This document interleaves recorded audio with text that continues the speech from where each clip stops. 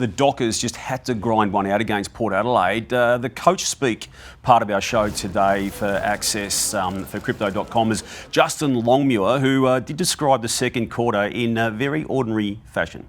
We probably had our worst 20 minutes or 15 minutes of footy we've played for a long time in that second quarter.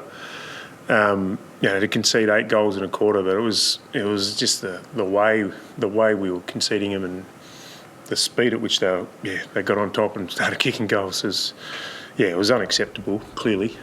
They got away with it, Lordo, and they've now won 11 of 12 matches, which takes some doing in the modern game, but they were exposed badly in this second period by the Power. Yeah, and it's too easy, and it's out of the stoppage. So that was interesting. A small midfielder in Rosie there running off the big Luke Jackson. So teams could potentially look at that of big Jackson in the ruck and how they can expose him out of the midfield. But yeah, it was too easy. That's where he's so disappointed.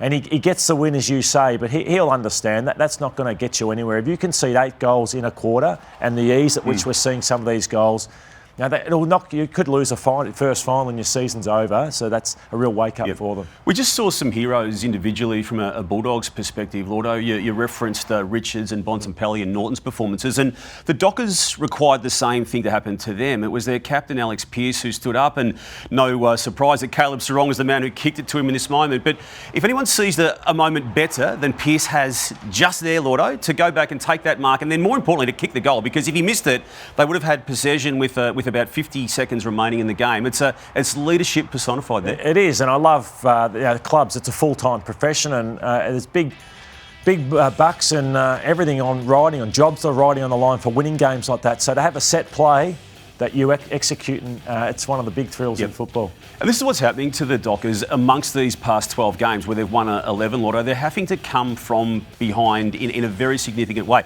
I like it as an overall positive, but again, it's not something you plan for, and as you point out, it will leave them exposed if that happens in a key final.